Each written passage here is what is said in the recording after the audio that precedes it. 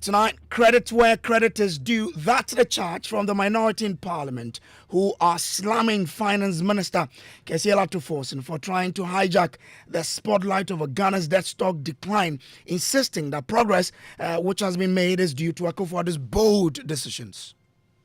The minister is, how much of Ghana's public debt has the government repaid since they assumed office? How much? Zero. They haven't repaid any of Ghana's debt. And so if the debt to GDP ratio has reduced, how is the minister able to claim that they have done magic? We have more from the minority's position on the mid-year budget review as they accuse government of staging a city recovery that's more PR than policy. We are witnessing persistent arbitrage between the interbank market and the Forex Bureau, alongside a growing scarcity of foreign exchange. Perhaps the minister should know that, yes, Sidinu are picky, but Abochi get the dollar. We have details here on Top Story, brought to you by Telecel, Connecting Energies.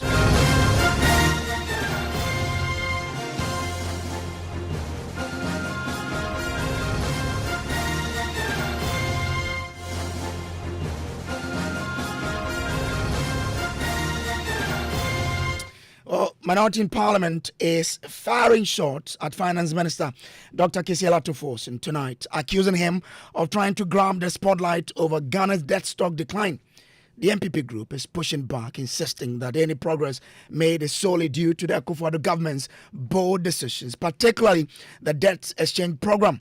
Speaking at a news conference earlier today, minority spokesperson on finance, Dr. Mohammed Amin Adam, claimed the government has not paid a cedi of Ghana's debt since it assumed office and cannot therefore take credit for the reduction. He called out to the minister for attempting to rewrite history and to take credit for someone else's work. In the mid-year review, the government praised itself for a number of unearned achievements. The minister stated, for example, that Ghana's public debt to GDP ratio as at the end of June 2025 was 43.8%. He compared that with the 61.8% at the end of December 2024, and thereby stating that the public debt as a percentage of GDP reduced by 18% in just 6 months. The minister said that. He also said that Ghana's foreign debt as a percentage of total public debt declined from 57.4% at the end of 2024 to 49% in 6 months. That this has significantly improved Ghana's debt sustainability, and that our debt to GDP ratio is at a 5-year low. The question we ask the minister is, how much of Ghana's public debt has the government repaid since they assumed office? How much? Zero. They haven't repaid any of Ghana's debt. And so, if the debt to GDP ratio has reduced, how is the minister able to claim that they have done magic? Yet they have not repaid any of Ghana's debts. It is no secret to any of you in the media the painstaking efforts the MPP government made to restructure our debts, particularly with our external commercial creditors. That led to outright debt cancellation of $5 billion and a debt service savings of $4.7 billion. So when we talk about reduction in the debt stock, which then will reduce our debt to GDP ratio, this is what we are talking about. But apart from this, what else has the new government done in terms of reducing our debt stock? Well, Dr. Mohammed Amin Adam, who is the immediate past former finance minister, also warned that despite the government touting the cedi's appreciation against the US dollar and other major trading currencies, the gain exists only on what they describe as paper. On the exchange rate situation, the minister indicated that, and we all heard it. He said, Sidinu are picky. That's what he said, isn't it? The developments in the foreign exchange market under this administration are deeply troubling. We are witnessing persistent arbitrage between the interbank market and the Forex Bureau, alongside a growing scarcity of foreign exchange. Perhaps the minister should know that, yes, Sidinu are picky, but Abochi get the dollar, as my brother Honorable Adongo once said.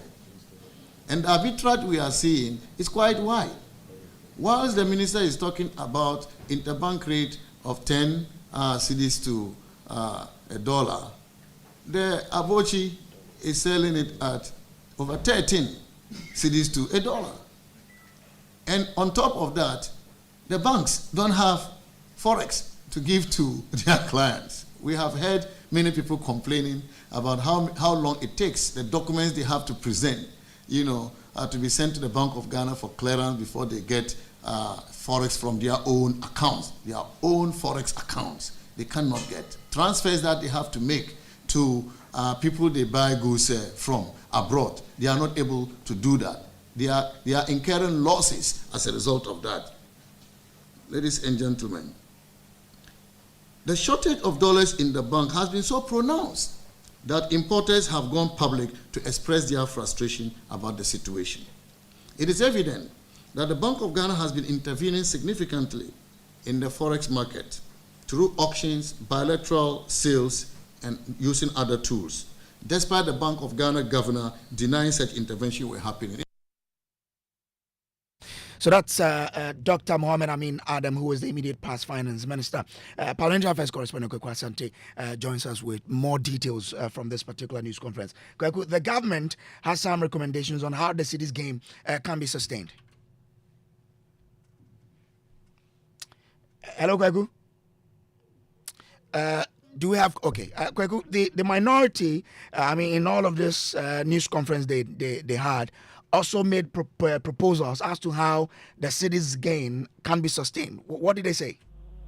Well, yes, according to former information minister, also former Western Housing Minister Kojo, a couple of things the government must be looking at very keenly, particularly when it comes to the gold for oil program that the government cancelled earlier this year. According to Kojo, while the government claimed that the gold for oil did not achieve its intended purpose, for which reason they cancelled it, they in the minority continue to insist that the government must reinstate that program to anchor the city for it to continuously appreciate against the major trading currency.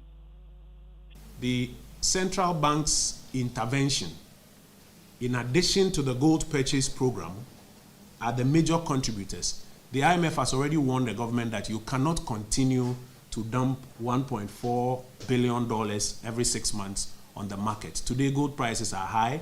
The previous government introduced the gold purchase program, which you are following. You've only rebranded PMMC as Gold Board, and you've now sort of expropriated everybody out of gold exports. But you haven't introduced any new policy. But gold prices may not forever be high. Therefore, this approach is not sustainable. We're encouraging the government to, among other things, on the supply side, ensure that exports, Forex earnings on exports are properly retired into the Ghanaian jurisdiction. The LOC requirements must be better attended to. And then even on the demand side, we will recommend that they should still pay some attention to the gold for oil program. Despite the fact that the minister tried to pretend there was no gold for oil program. In fact, you heard him saying that there was no gold for oil program. The Bank of Ghana itself has admitted that there was. And the government itself, he had forgotten that the government itself previously had admitted. You recall the government announced that they have cancelled the gold for oil program. How do you cancel a program that doesn't exist? You see, the propaganda is beginning to expose them. We are suggesting that on the demand for Forex side, the government should pay more attention to the major elements that add up to demand for Forex. Whilst the majority is making proposals as to how the gains can be sustained, they also have a warning for the government. Well, yes, Dr. Gideon Boku, member of the Finance Committee, speaking. He says the government must tone down on what they call the propaganda. For instance, he claims that there is no point during the presidency of Nana Danko the price of a dollar to ever goes to 17 cedi. Recall that the finance minister talked about how the government had managed to reduce the dollar to cedi from 17 just about 10.4. According to Gideon Boku, those claims are false, and the government must tone down on the propaganda against the cedi.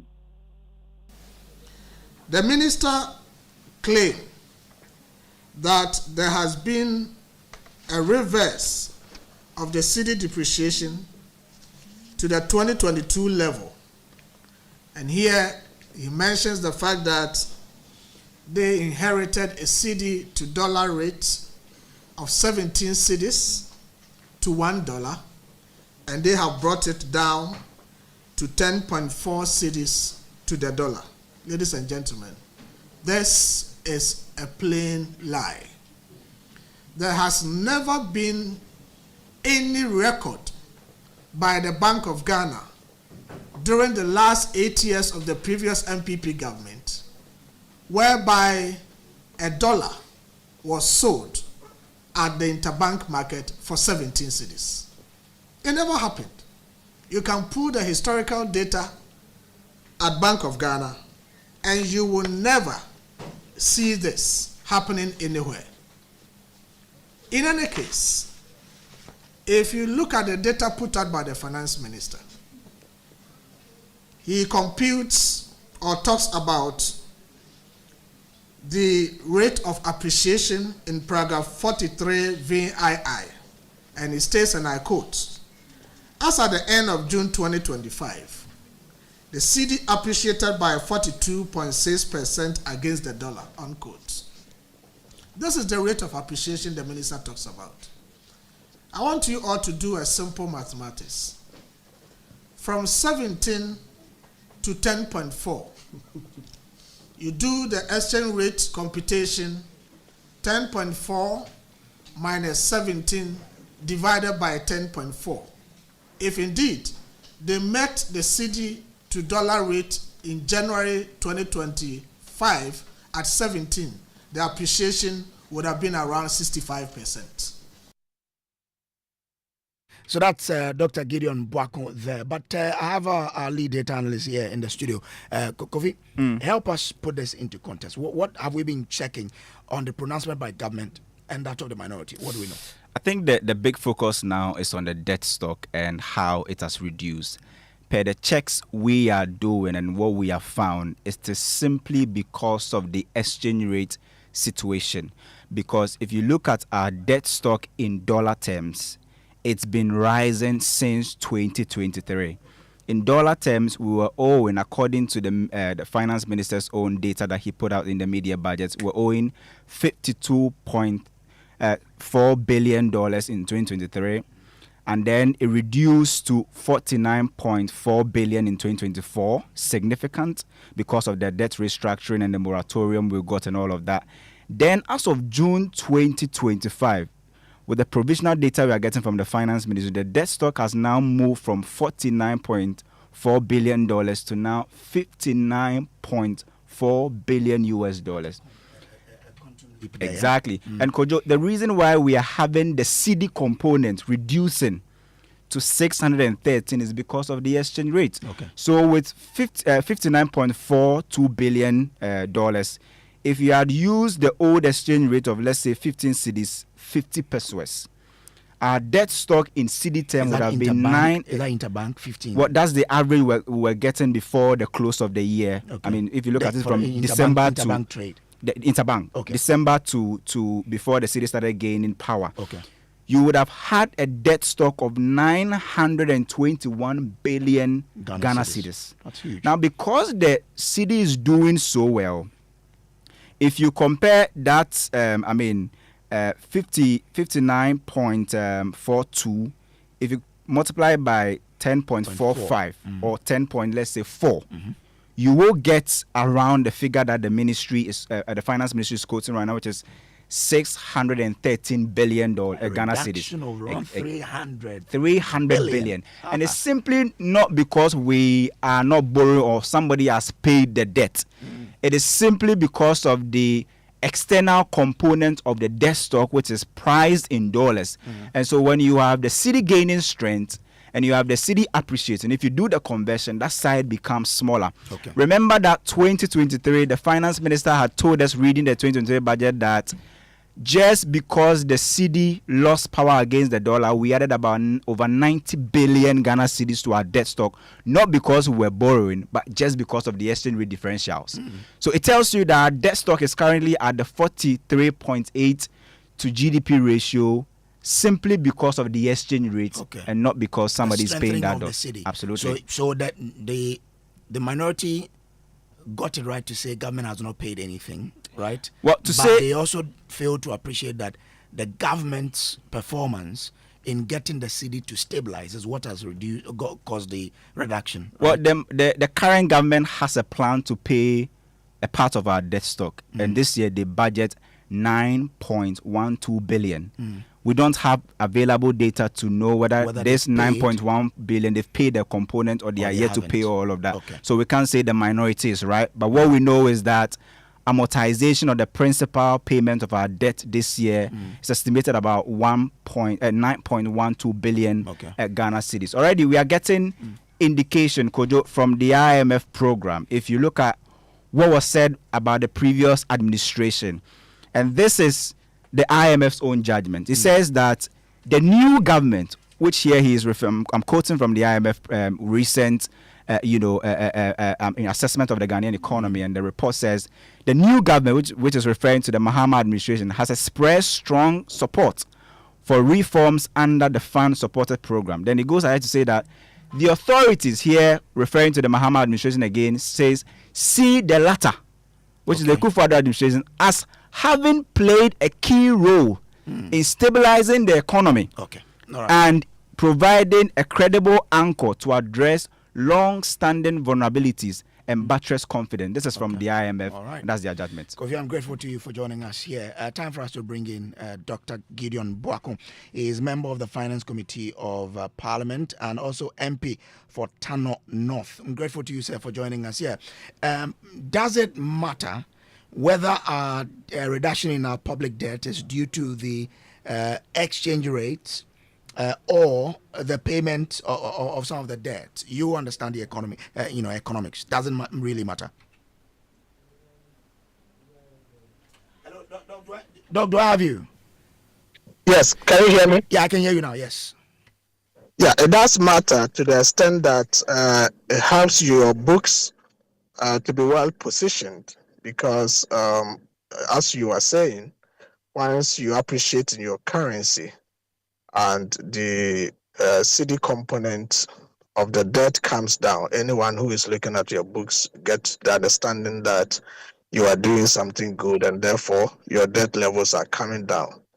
But the truth is also that whenever you have currency appreciation, it is the CD component of your debt that is seen to be dropping, but the dollar component of the debt remains as it is.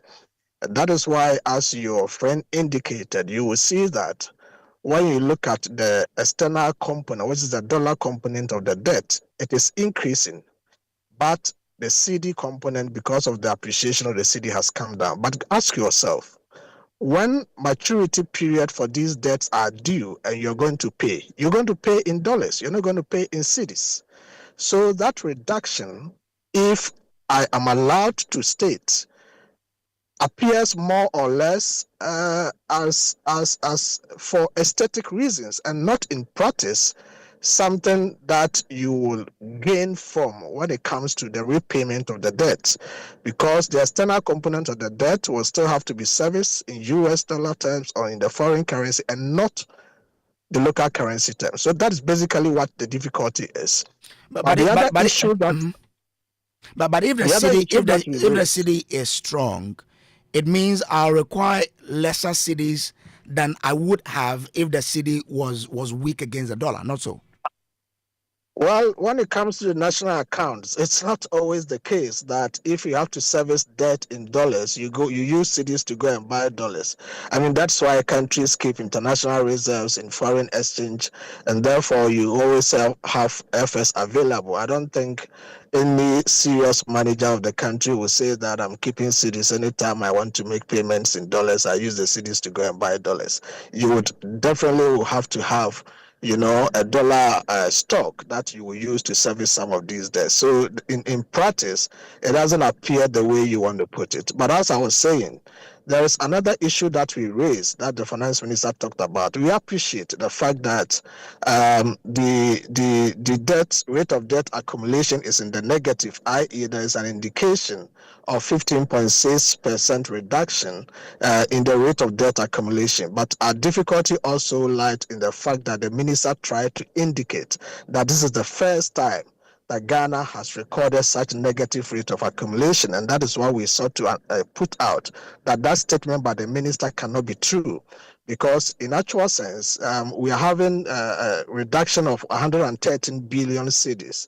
But if you look at the data very well, between November and December 2022, you remember that is where the cedi appreciated so much. From November, the cedi was selling at 13.1 to the dollar.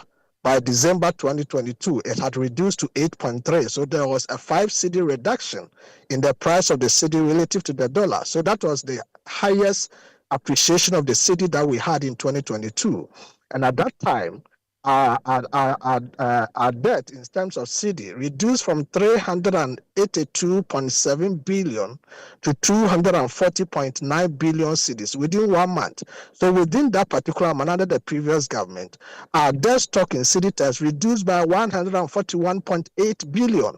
So if you have had a period where the debt stock reduced by 141.8 billion because of the appreciation of the cedi, and today you are having the debt stock in cedi terms reduced by 113 billion, you cannot say that this is unprecedented and this is the first time it has happened. In fact, in 2024, in 2024 October, our debt stock reduced by about 42 billion cedis because of similar situations. So that is why we suggested to the minister that he should slow down and be a little bit humble instead of trying to, blow horns where there's no need. That statement he made in Parliament was unfortunate. It is not true. We appreciate what is happening, but he should admit that this has happened before in the previous government. They have seen higher levels of appreciation of the cedi than we are experiencing today. But it's also okay for them to claim what they've been able to do so far to get the cedi to where it is, right? I mean, no doubt about that. No, and nobody is disputing that. But I'm saying that when you are performing in a class today and you're scoring 82, don't try to brag that you are the first to score 82 in the class, because last year somebody scored 90. That is what we are drawing the minister's attention to. It's all good for us if the city appreciates, okay, but let us be truthful when we are trying to appreciate the data. Okay. The other thing that we drew the minister's attention is the fact that, yes, we appreciate that appreciation or stability of the city is good. But the most important thing, like I said, there are two critical features of any currency that we must pay attention to all the time. The rate of exchange of the currency with respect to other trading partners is good, but also equally important is the purchasing power of the currency, because in natural sense, the true value of a currency does not lie in its rate of exchange, but the purchasing power. So you would have stability. But what then becomes the purchasing power of the currency that you are using, especially in the domestic market? And that is where you would want to look at the general level of prices of goods and services on the market and see whether or not the value of the currency is able to get you the produce that you need in terms of demand. And that is where my worry is, because if you look at the situation now and you go to the Ghanaian market today, there is some level of appreciation of prices, increases of prices on the market. I am not suggesting that because inflation is coming down, automatically prices must go down. The downward stickiness applies. But I am also worried that if you look at the GDP deflator, which is more or less the implicit price deflator, the level of reduction of the GDP deflator, which usually look at the general price increases on the market, is not as much as we are seeing in the reduction of headline inflation. Okay. All right. And that raises a lot of concern. And just opposing that with the taxes that we are introducing today, there is a likelihood that prices will go up on the market in no time.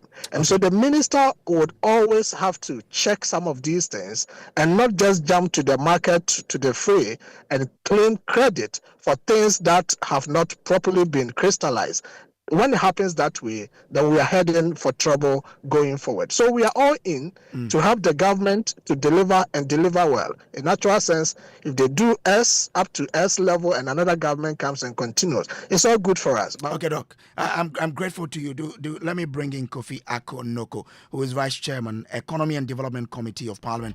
I'm grateful to you, Mr. Noko, for joining here. Now, isn't the minority right to say that, well, you can state what you've been able to do, but be factual in whatever you present? Kojo, thank you very much, and then for the opportunity. I believe I've had a chance to listen to my colleagues speak with regards to the press conference and the latest comment by my colleague. The only thing is that they are struggling to be in opposition. And then they have to sit down and understand that being in an opposition doesn't mean that even when the government is performing, even when the finance minister is doing so well, we must not commend him, but be forced to be seen as playing a role in opposition. Kojo, how is the feeling on the market by the ordinary Ghanaian as we speak today, as compared to December or January 2025? Kojo, he's talking about debt you've not serviced. In the budget that for which they have a copy, the finance minister was emphatic that the amount of $700 billion as euro bonds have been serviced. Kojo, we're talking about 10 billion Ghana cedis domestic bondholders to has been paid, and then many billions of Ghana cedis on the expenditure of the government. So for them to say that at one point we must not claim credit, and another point, if things are well, we must attribute all the good happenings to them. It's a bit funny, if I should put it that way, Kojo.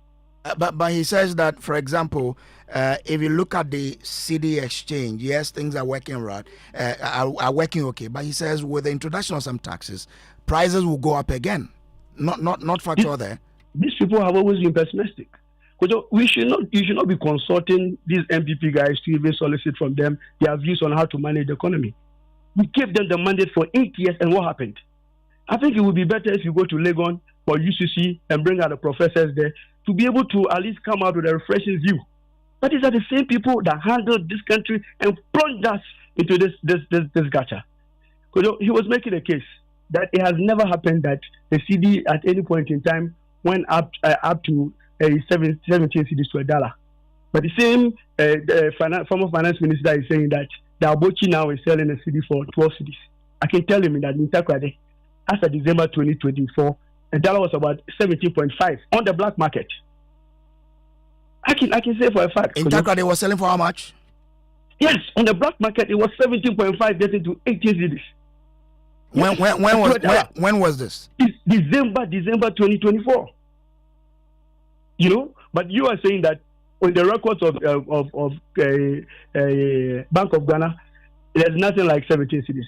And now the finance minister is telling that in the records of the Bank of Ghana, CD is trading the dollar is trading at a CD of a figure of 10.5, and you are doubting it. Okay, who does that? I'm grateful to you, Kofi. Let me bring in Professor Patrick, assuming he's an economist. Prof, from where you sit, where are we? What do you make of this argument that is being done between the minority and the majority?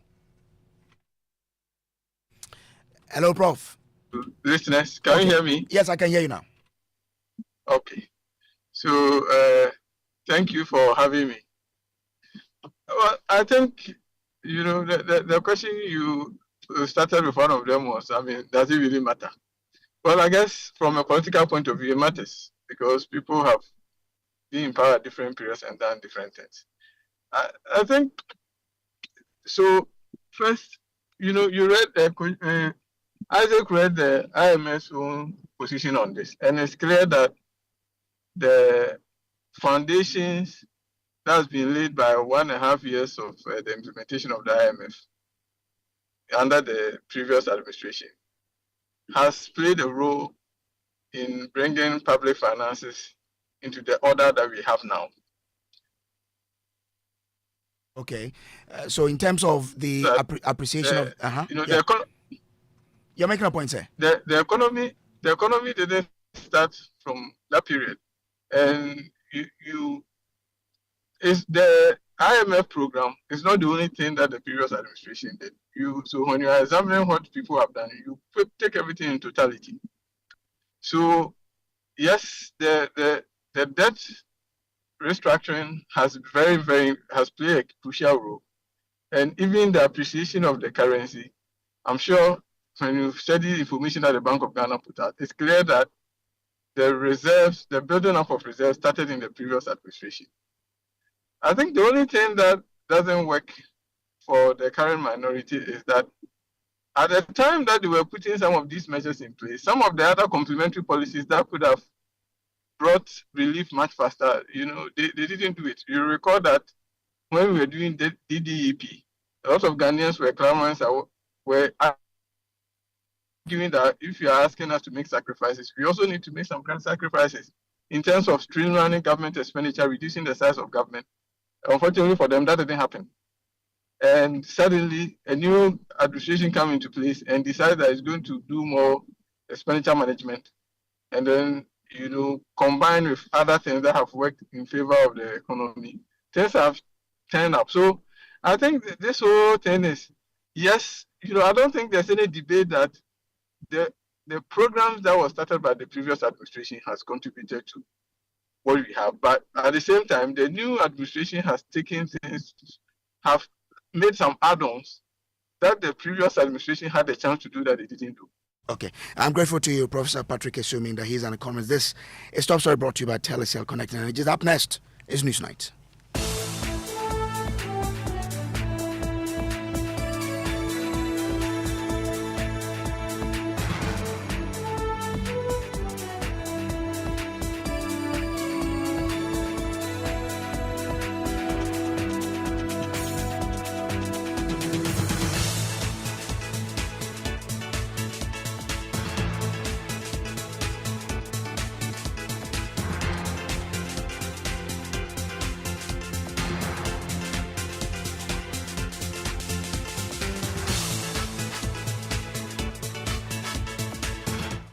And of course, it's 30 years of joyfulness. Hashtag Stop Galamsey Now. Good evening and welcome to Newsnight.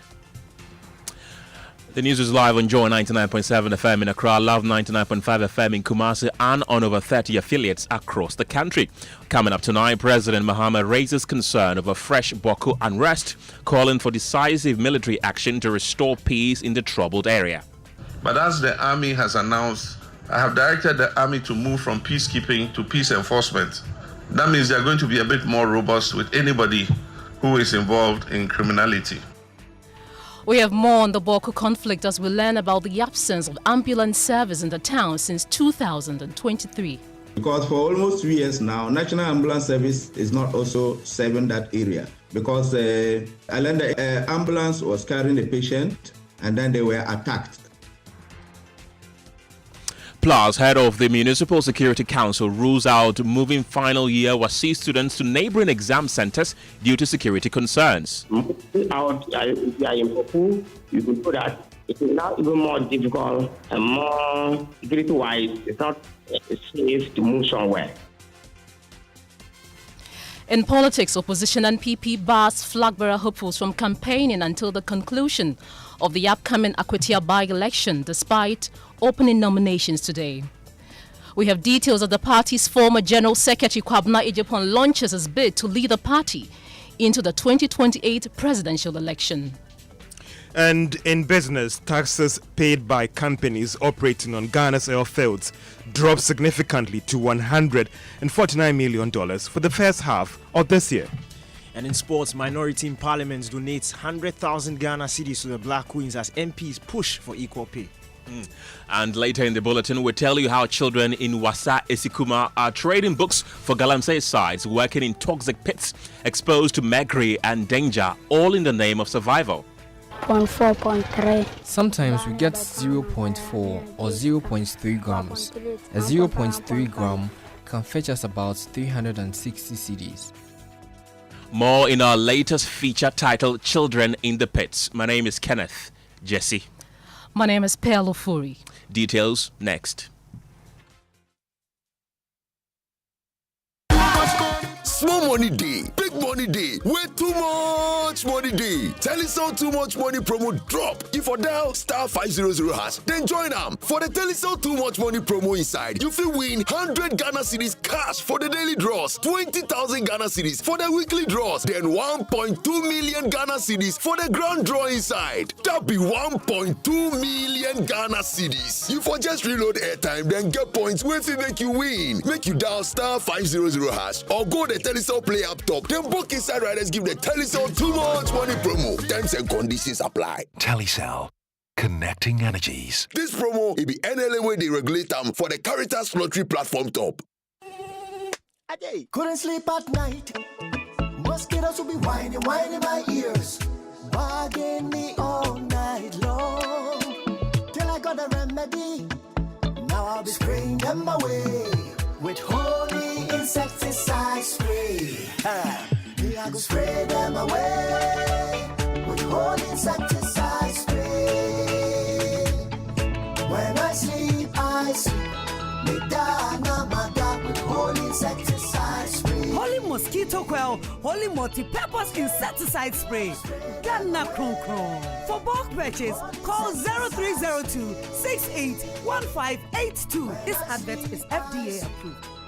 We asked Ghanaian business owners what they want from Old Mutual. I want insurance and pension solutions that will protect my employees. Your business growth is our business. For 180 years, we have partnered with businesses to protect and grow their most valuable assets. From tailored group life assurance protection to affordable pension plans, we've got your business and your employees covered. Contact your broker or call Old Mutual on 0509 551 609 today. Old Mutual, do great things every day.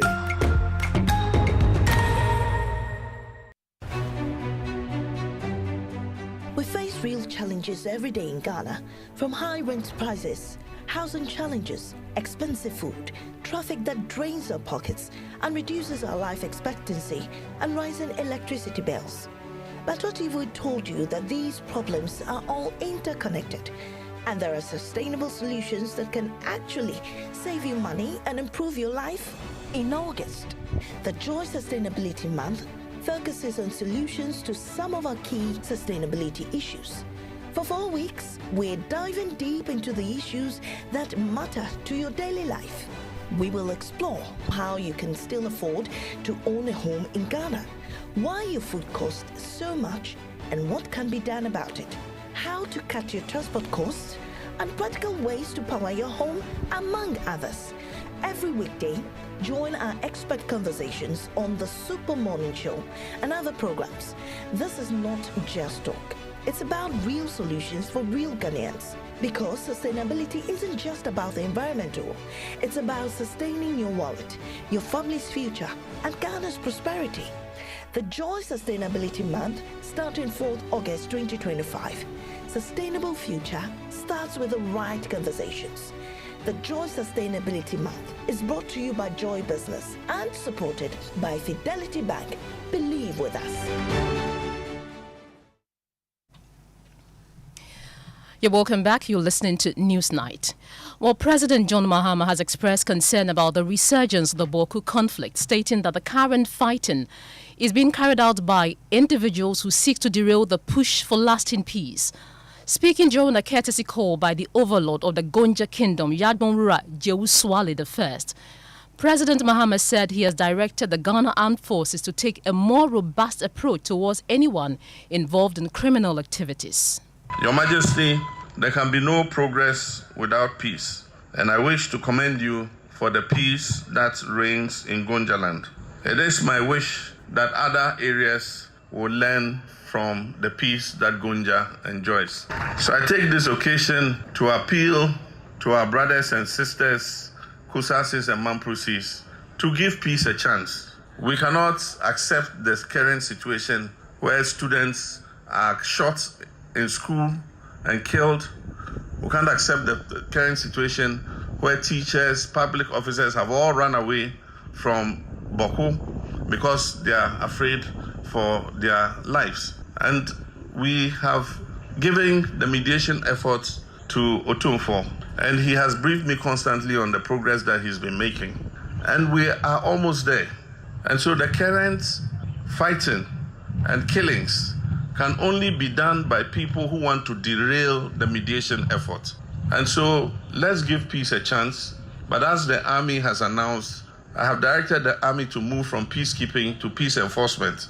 That means they're going to be a bit more robust with anybody who is involved in criminality. And so let us give peace a chance, not only in Boku, but in Nkwanta and all the other places where we currently are suffering conflict. That was President John Dramani Mahama. Now, for the past 2 years, the ambulance service has withdrawn its personnel from the Boku municipality after they were attacked while responding to an emergency.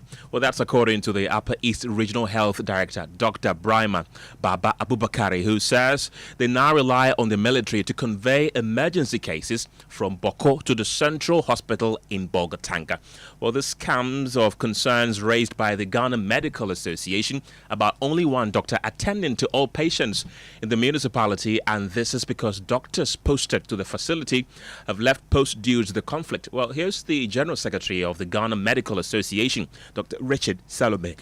If you speak from the perspective of doctors alone, there are only 3 doctors currently remaining in that whole enclave, with only 1 doctor serving the Boku Presby Hospital. Only 1 currently. Meanwhile, in the past, when Boku was calm and peaceful, we had various specialists, obstetrician, gynecologists, general surgeon, and co.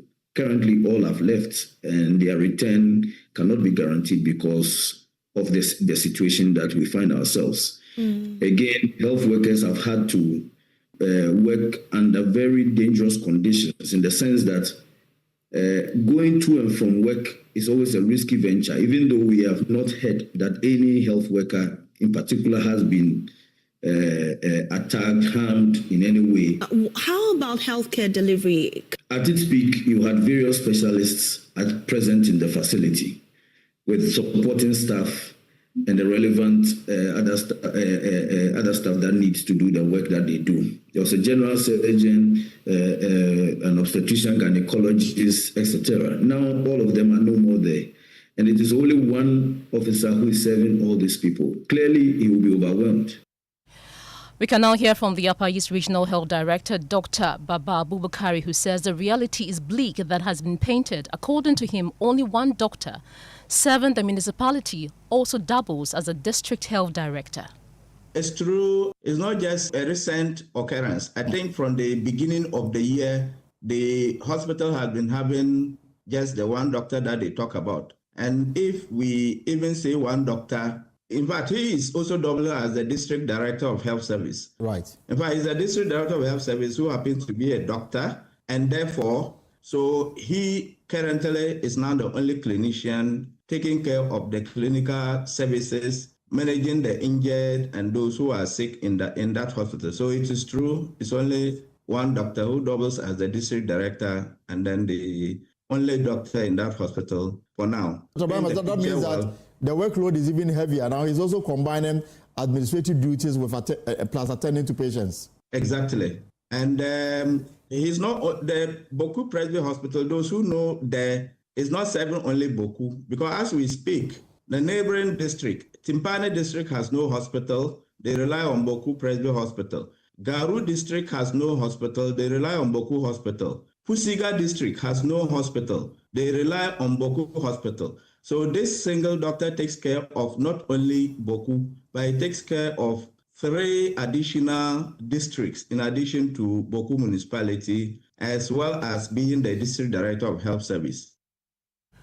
We stay a bit longer on Boku as its municipal chief executive Isaac Azunaba is ruling out moving final year students writing this year's West African Senior School Certificate examination due to security concerns.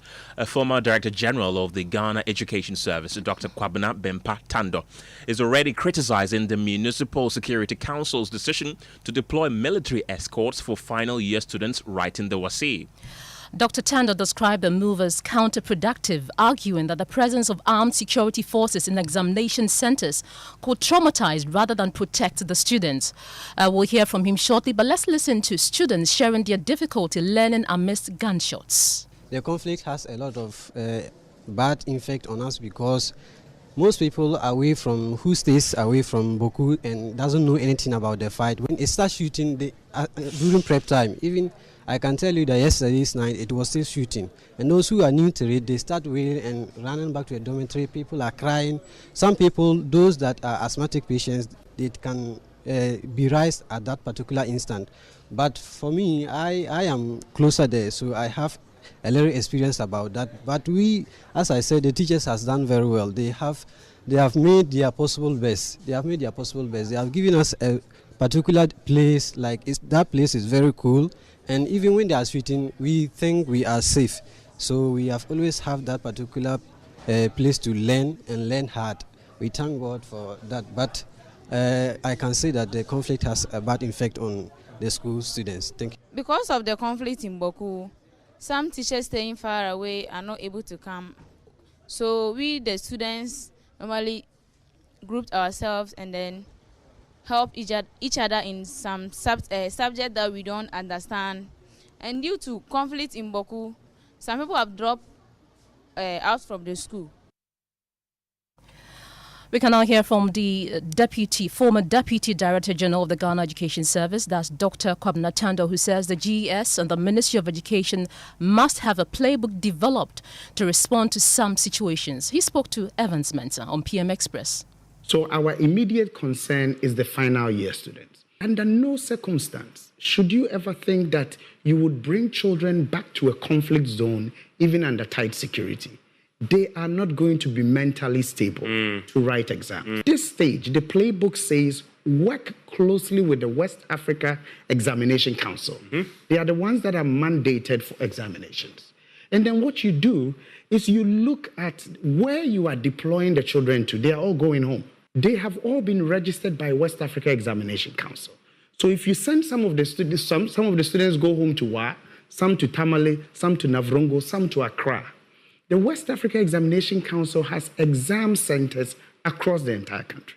So all you do is you give letters of authentication to each student to be sent to the nearest center. If there are 10 students coming in Accra, you put some at Presec, you put some at Accra Academy, you put some at Achimota, some at Accra Girls. You can accommodate these students on these other campuses so they can actually write the exam not under armed guard, but under peace and serene environments. So to say that you are going to bring them back to school means you have not visited the playbook. So in other words, the first thing they needed to do, take the students out of the theater. Yes. Completely. Yes, which is what they have done. But now, but to write the exam, they're going to bring it back. It is. So that is not. It is absolutely dangerous. Okay. It is absolutely dangerous, regardless. And the whole thing is, even if you have the best battalion protecting these kids coming back onto campus, peace of mind will not be in that child's mind. Well, let's now listen to the MC for Boku, Isaac Azunaba, who says moving the students to other centers will rather place their security at risk. So, you see, Boku is complex, and if you don't know Boku people and the culture and the behavior of the people, you may not understand it. To me, in these students elsewhere to write exam may not be the best for them, because majority of these students are indigenous of Boku, and as indigenous of Boku, out in Boku, you could put that it is now even more difficult and more security-wise. It's not safe to move somewhere. So move students to somewhere else where, to write the exam where you are not sure of the security. I think that will maybe problematic. If you interact with the students or their parents, you get most of them prefer to write the exam here because they know the terrain of the town. They know what's out. In fact, let me add that after that isolated chase, the chase happened. The school, if you go to the school environment, you go to the community, things have been very peaceful. Right. And these security agencies, as I said, they are professional and they are going to monitor the situation there in that manner, in a higher professional manner. And therefore, I don't think any student will feel scared or have any fear to write this exam. Meanwhile, WIEC says it's awaiting a formal communication from the Ghana Education Service on the conduct of the exams in Boku. John Kapi speaks for the Examination Council. Been formally informed of the situation in Boku. As we speak, whatever we've heard for now is on the media. Maybe by close of day today, we would have received some formal communication from the Ghana Education Service regarding exactly what they would expect us to do as far as the examinations are concerned. So as we speak, we are on standby, and whatever the Ghana Education Service says, we'll see how best we can work in tandem with them in order that everybody is able to write the examination successfully. So in the absence of a formal communication to you, I take it that next week when you start the examination, you will still deploy men to go to Boku Secondary School and Narigo to conduct the examination. As we speak, the briefing of the supervisors is ongoing across the country. I spoke with my colleague in Bogatanga yesterday. He had not been given any different instruction from whatever has been given earlier. But then, like I said earlier, we would always depend on the Ghana Service to direct us as to what exactly they were supposed to do. Fortunately for us, we begin with practical examinations, and those ones can be reached as and when the need arises. So our prayer is that between now and the time that the formal examination opens, there will be formal communication so that all be on the same page to organize the examination so that everybody will be able to write the examination successfully.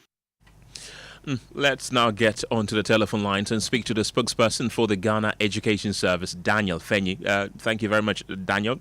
I want to find out from you when you intend to communicate your plans to WAEC regarding conducting exams in Boku. All right, thank you very much, my brother. In fact, let me emphasize that the issue about insisting on carrying students and military and police escorts back to the campus. Boku SHS campus, Nalogu SHS campus. It's not coming from the Ghana Education Service, obviously. And then, so we would appeal that in situation into education examination, we engage the right people, i.e. WAEC, GES, on such matters.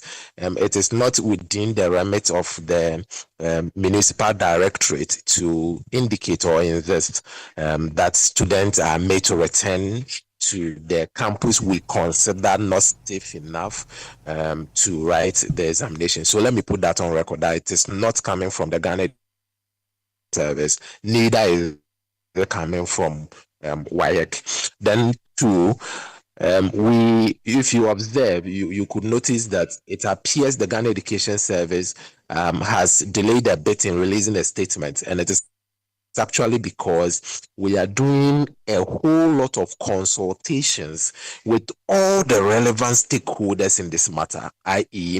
the district director of education, the regional director of education, security agencies, community and opinion leaders, and everybody who matter on this issue, because we want to be able to come out with very, very workable plan for our learners, plan that will ensure that they will write the WASI examination without any disadvantage, and then at the same time their life and security would also be ensured and enhanced. And that is the more reason you may have not seen a statement from us. In fact, we could have issued a statement right on Monday when the students were safely evacuated out of campus. But we thought that no, let's wait, let's continue to engage, let's continue to consult. This is involved. So let's patiently engage and hold all the conversations, hold all the discussions, and make sure that by the time we are done with all the necessary background checks, our arrangement in terms of the writing of the WASI examination will be one that will sit with. Okay. Daniel, so when are you going to conclude with your consultations? Because WASI is just a few weeks away. Yeah, so as WAEC just mentioned to you, WASI is only a few weeks away, but thankfully they are beginning with the practicals, and the practicals can be written as and when. And so even though the practical will be starting on Monday for them, for the students under these conditions, theirs can be shifted around relative to Hello, Daniel. The practicals. And so you can try. Hello. Yes, I lost you along. I was saying that Yes, I was saying that you can trust that by the close of this week, we would have done all the consultations and come out with all the workable plans. Some of the very detailed plans may not be released to the public because this is human life and safety issues at stake. But we would release a general statement probably to the public whilst we continue to engage the heads, the school leadership, the district directorate, regional directorate. Yes. Hello.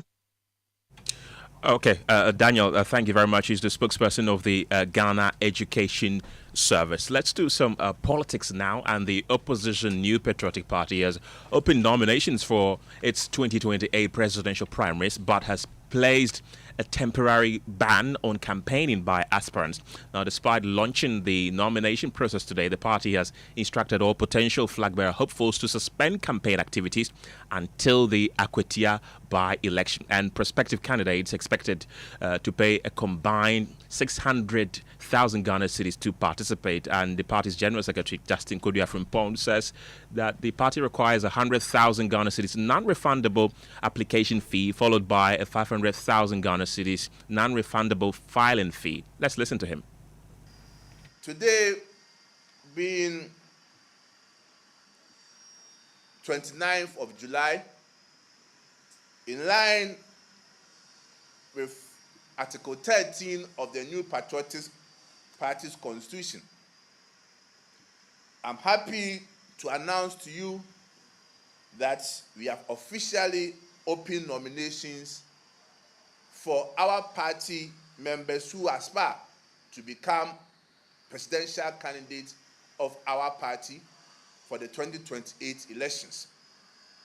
However, there are some guidelines that I need to bring to your attention. First and foremost, the presidential primaries shall be held on Saturday, January 31, 2026. And as I've indicated, nomination is open today, July 29th, 2025, and shall close on Thursday, August 28, 2025. An aspiring presidential candidate can procure the nomination forms after the payment of a non-refundable application fee of 100,000 Ghana cedis. So the application fees is 100,000 Ghana cedis. And it must be done through a banker's draft issued in favor of the New Patriotic Party, National Headquarters, Accra. Again, an aspiring presidential candidate shall pay a non-refundable filing fee of 500,000 Ghana cedis. You heard that the General Secretary of the New Patriotic Party, Justin Kojo Frimpong. Let's go on to Zoom and speak to the camps of Kenneth Japan, Brian Echampong, and Mahamudu Baumia, three of the leading contenders for the flag-bearer position of the New Patriotic Party. Kwesi Kwatin speaks for Kenneth Japan. Kwesi, let me start with you. There have been concerns that the 600,000 Ghana cedis combined fee is outrageous. Is the camp worried about the fees? Evening to you, Evans, to our listeners, and to my senior colleagues on the line.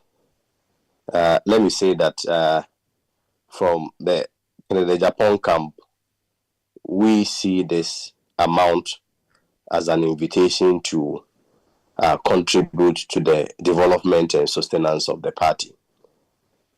You will realize that even as at now, the party is in opposition, and in moments like this, fundraising becomes quite difficult.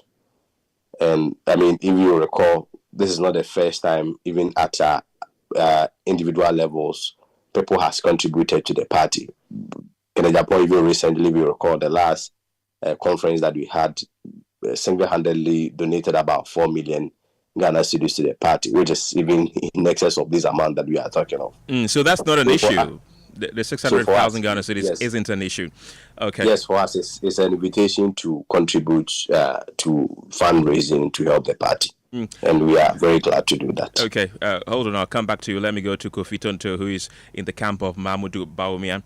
Now, the party has also announced that there should be a freeze on all campaigning until the conclusion of the Akwetia by-elections. Is that something that your camp is welcoming?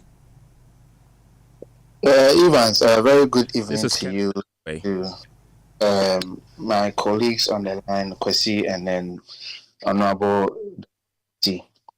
I think looking at the rationale behind the decision, I think it is something that we all have to come together and support. If you listen to the explanation being offered, it is that calls for unity. You know, we have a very difficult task ahead of us. And in that spirit, we all have to come together with a united front. Also, mind you, we have 1 month to go through the filing and the nomination processes anyways. So it only makes sense that as we go through that process, we all come together with a united front to prosecute the agenda in Akwetia. So I think it is something that we must all support. Once we finish the election in Akwetia, we still have about 5 solid months of campaigning to do. Right. So I don't see why we can't support the decision of the party that let's go with a united front and make sure support the people in Akwetia to make sure we win that election. Dr. Dixon Adumakukisi is in the camp of Dr. Brian Echampon. Grateful for your time as well.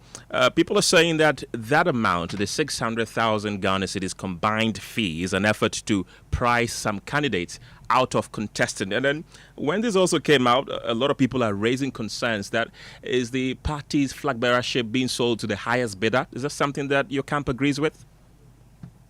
Well, good evening. Evans, I think that we had it at around 300,000 and 50 for application. So that was at 350 last election. So if you look at the increment, I think considering maybe inflation is within reasonable range, considering where we were just the last election. So certainly the amount isn't exorbitant, and I think that certainly if you're aspiring to be presidential candidate, you'd have budgeted something within that range. So we welcome the decision. We're just a bit, though we agree, but I think this consistent plea for non-campaigning is a bit troubling. And from another perspective, I would have also thought that it would have been another good reason to maybe then make a shift to the date for election. That's just another thought that I am holding in my mind, because if the exigence of the time requires that, and rightly so, I think to go with a united front for Akwetia is very important. I totally agree. But in view of that, I would have also thought that if you are limiting us from doing activities, then you should also look carefully at the date for the election. Without further ado, supposing, and I'm not making a difficult thing here, supposing we have another by-election, then what's going to happen? Are we still going to stick with the same date? Are we going to postpone elections again? So these are very interesting questions that we all need to be asking ourselves. Okay. And I think that some things should not be so set in stone. And I just want to beg that question that in view of this new directive, every day matters in your programming for this short period of electioneering. And for that matter, I would, though it's almost impossible, but these decisions can be amended by the same body that makes them. Okay. All right. Dr. Dixon Adomako Kisi is in the camp of Dr. Brian, a champion. Earlier you heard from Kofi Tonto, who is in the camp of Mamudu Baumia, and also Kwesi Kwating at the camp of Kennedy Japan. Pearl, what do we have next? What we have next is business, and George UFA is here to give us the latest in the world of business. Good evening, George. Hi, good evening, Pearl. And coming up in business, the taxes paid by companies operating on Ghana's oil fields dropped significantly to $149 million for the first half of this year. A minority in Parliament warns of spike in cost of living over increase in fees and charges by up to 40%. As it also accuses government of introducing new taxes through the back door. The business news on Newsnight is brought to you by MTN Business. Welcome to the new world of business. Kingdom Books and Stationery, your number one stop shop for all your office essentials, Center Stanks and Pepsodent, Herbal and Charcoal. Momo. It has made life happen in lots of good ways. Mr. Kwanzaa, Mr. Insurance claim no. It has put together beautiful weddings. It has filled the bellies of boys at their favorite watchy joint. My guy, stop. Who they chop cancel these days? It has made millions of businesses possible. Mr. Kalono, we are back in business. With just a few taps, money moves faster, easier, and safer.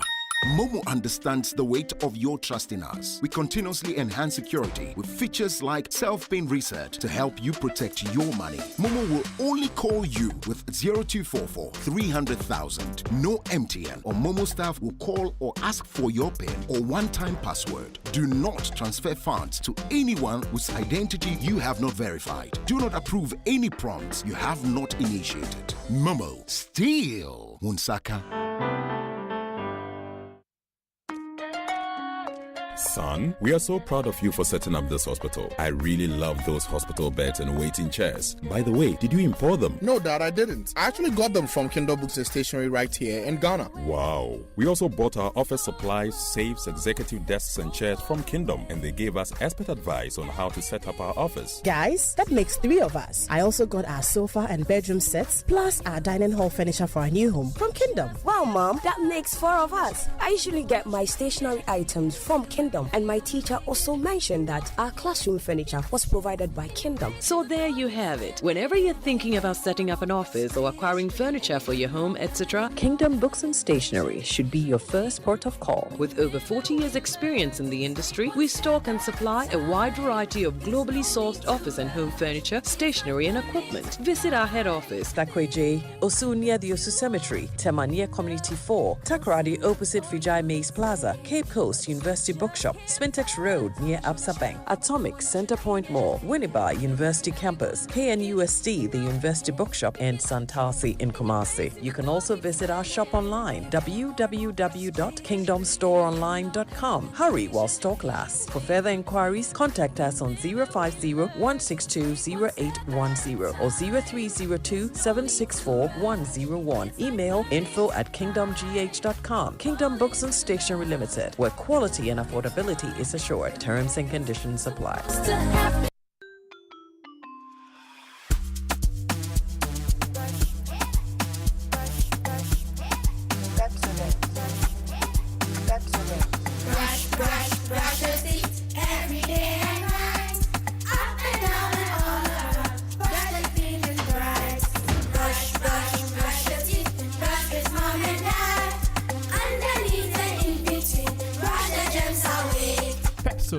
Cavity protection.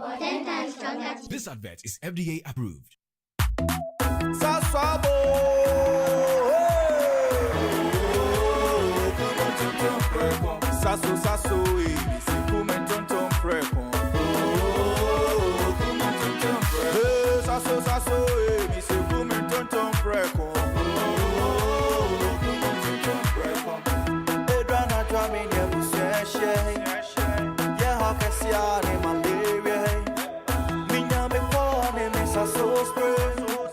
Every mosquito started run away.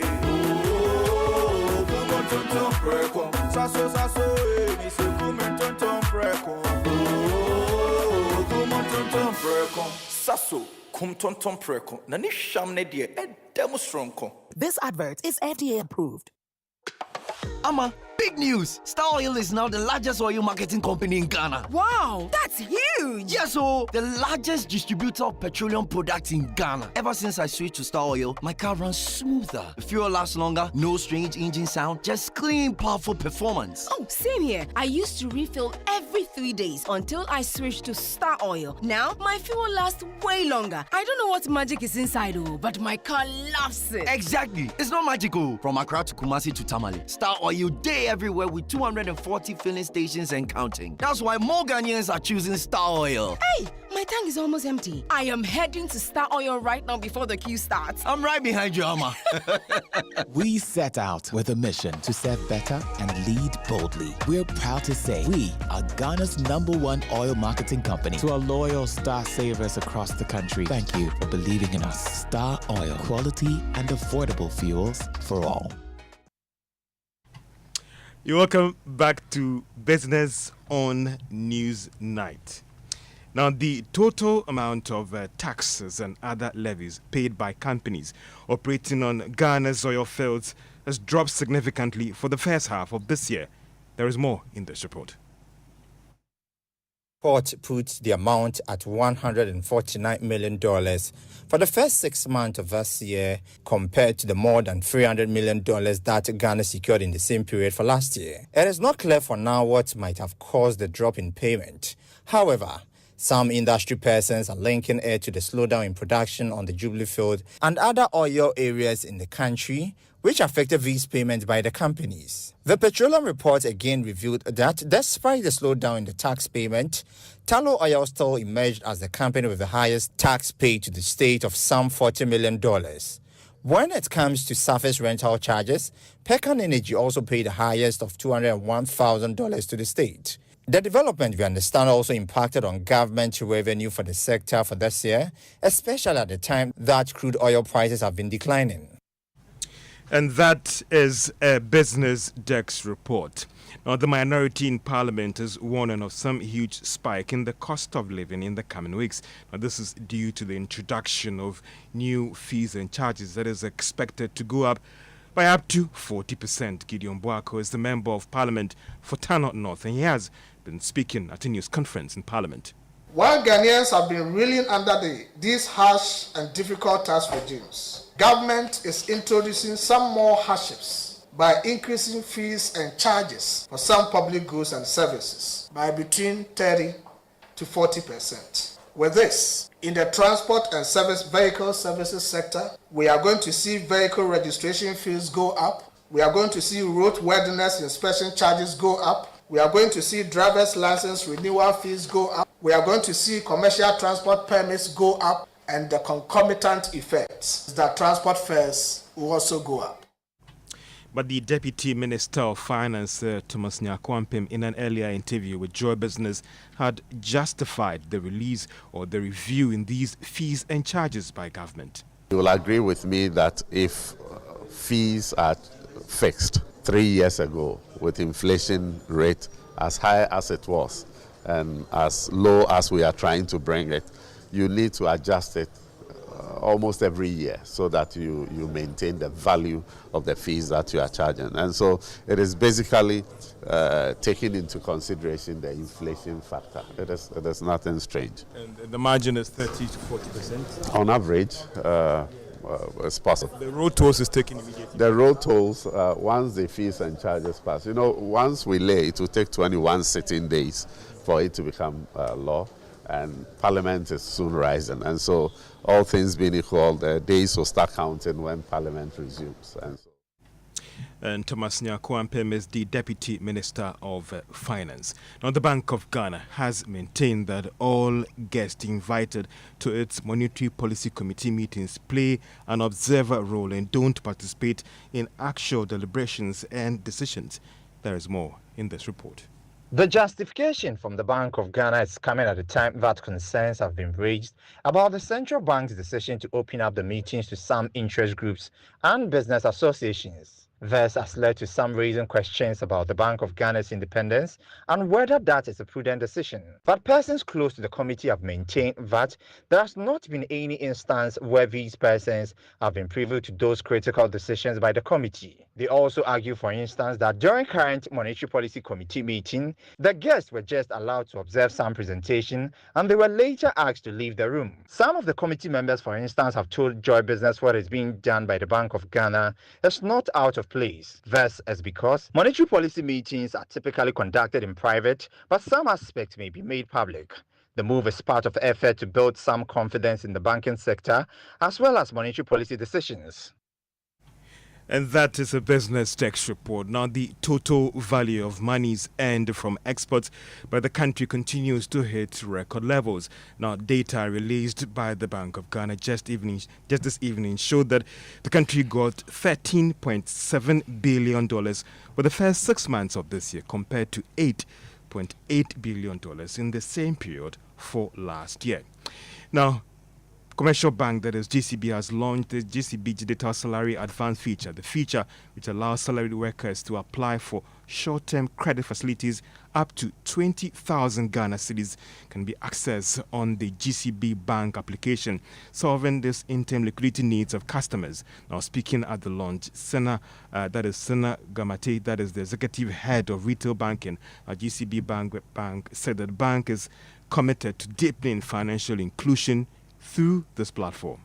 We are all Ghanaians. You have to call your next door neighbor, call your classmate for help. And in most of the cases, they don't even show up. And so what GCB is saying is that if you are a salaried worker and you have taken salaries 3 times through us, you don't need to go to anybody at all for help. You can advance you 80% of your salary. Sina Kamate is the executive head of retail banking at GCB. GCB says applicants who are able to apply for the salary advance using digital platform before the 31st of July will enjoy 0 interest rates from or on this platform. And that's all for business on Newsnight. Let's talk sports. Let's go straight into the stories. And the minority in Parliament has donated a sum of 100,000 Ghana cedis to the Black Queens in recognition of their impressive 3rd place finish at the 2024 Women's Africa Cup of Nations in Morocco. The announcement was made on the floor of Parliament earlier today by Minority Leader Honorable Alexander Afenyo-Markin, who praised the team for their resilience and strong performance throughout the competition. Still, the Black Queens and MP for Minchia South, Nane J. Bafwewa, has demanded equal bonuses for the Black Queens after their bronze medal winning performances at the WAFCON. He believes the Black Queens must earn the same as the Black Stars. Speaker, by ensuring that these glorious Black Queens, Mr. Speaker, have parity in terms of their earnings. As much as what the Black Speaker, we should also give them something closer. Mr. Speaker, the Affirmative Action Act, which was passed by this House. Luckily for us, the Minister is a member of this House. Mr. Speaker, we need to enforce it. The situation where the Black Stars will earn so much money, but the women earn very little, Mr. Speaker, is unfair and breaches the spirit and letter of the Affirmative Action Act.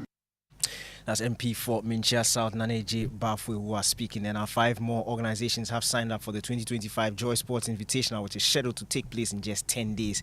The Youth Employment Agency, DHL, Koa Natra, Aldrich Care Solutions, NECG, Accra East Regional Office join the growing number of companies already on board. The 2025 Joy Sports Invitational is set to take place on August 9 at the University of Ghana Stadium and is sponsored by Royal Suite Limited, Ayuda, Game Energy Drink, Emigo Ghana, and the Luckiest.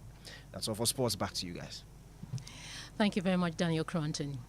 Now, they should be in classrooms chasing dreams, but many children in the mining community of Wassa Esikuma are instead chasing specks of gold in toxic pits.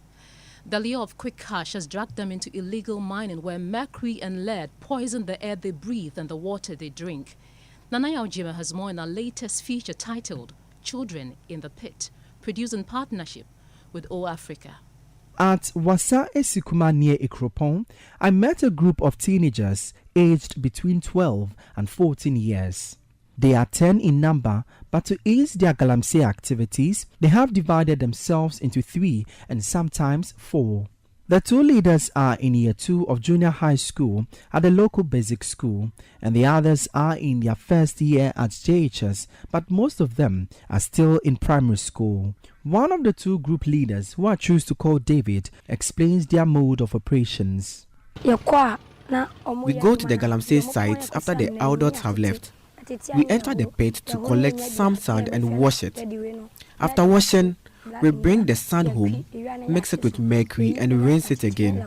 Once we get some gold, we package it and sell it to the buyers. Junior, not his real name, is the leader of the other group, who has also succeeded in getting the gold amalgam.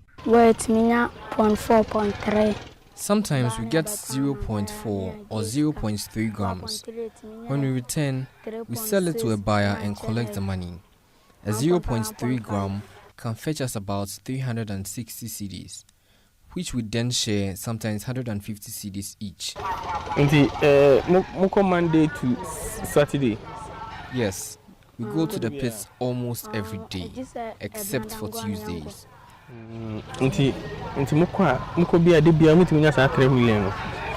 On a good day, we can make as much as 400 cedis. The mercury, which is used by the children, is stored in a small container which is originally used to package eye drop. They pass on the mercury to each other as and when needed.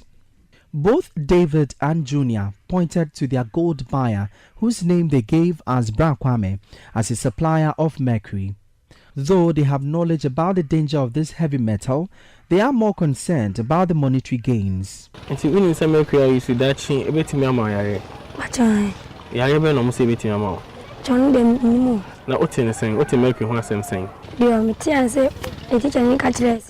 teacher warned us to be careful with mercury, and that if we use it wrongly or swallow it, we could fall sick. And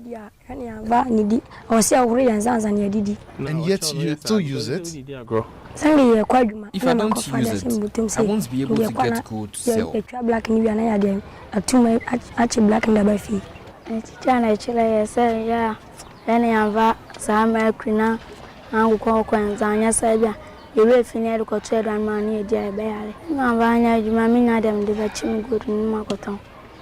According to Professor Paul Poku Sampene-Osei's research, it takes between 10 to 15 micrograms per deciliter of heavy metal ingestion into the human body to negatively affect organs. The exposure of these children to mercury could lead to its ingestion or inhalation. The adults absorb those things 15 to 20% of what ingested this mercury or heavy metals. I won't say mercury alone, heavy metals. But the child, when he ingests, is absorbed. This level of absorption is 50%. So if you took maybe fufu, which has these heavy metals contaminating the components that made that was made used to make the fufu, the child will absorb 50%, assuming that is 100 that was there. He absorbing 50 out of the 100 into the system. Parents of these children are aware of the dangerous ventures of their wards. Does your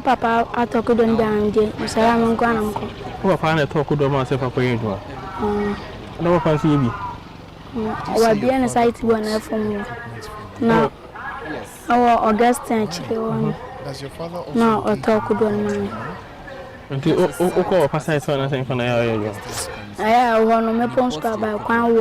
Most of the time. By the time I close from school, it's late. So my friends and I go to the pits that are closer to us. Dr. Eugene Ansah is a researcher at the Sheath Laboratory at the Kwame Nkrumah University of Science and Technology. Dr. Eugene Ansah fears for the future.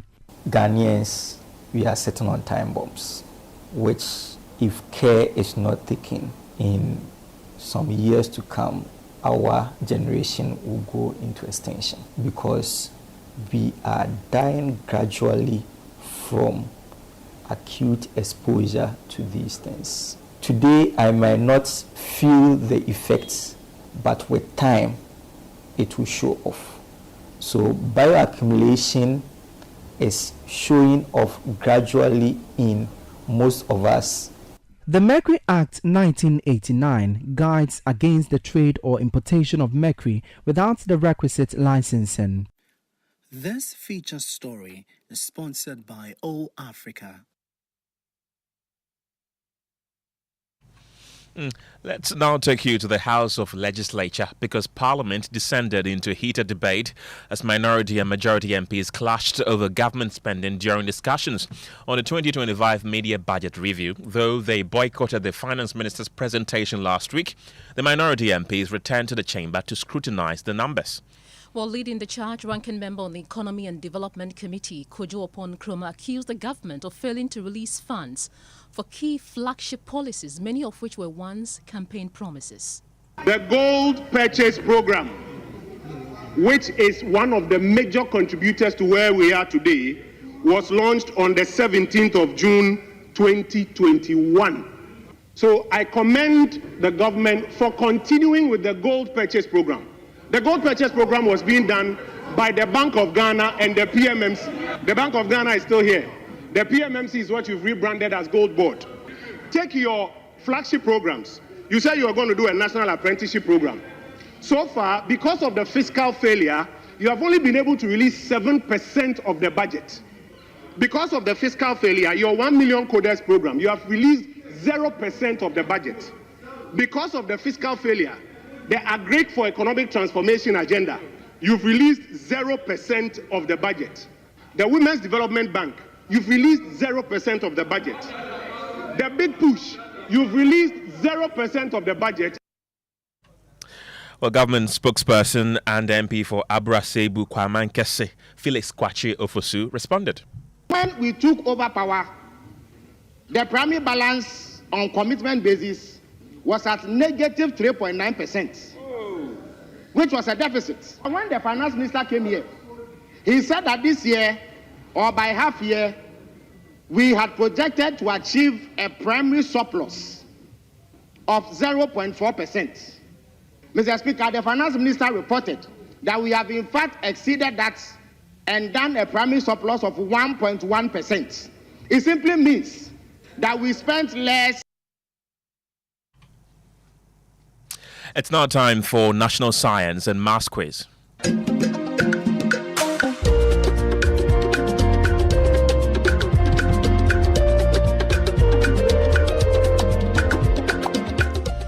Now in contest 5 of the Ashanti Region Zonal Championship, high tension broke out when Kumasi Wesley Girls SHS openly challenged the quiz mistress's ruling on a true or false question. Well, the team insisted their answer was correct and demanded further clarification, leading to a direct phone engagement with the question consultant. The standoff delayed the announcement of round 3 scores until the end of round 4.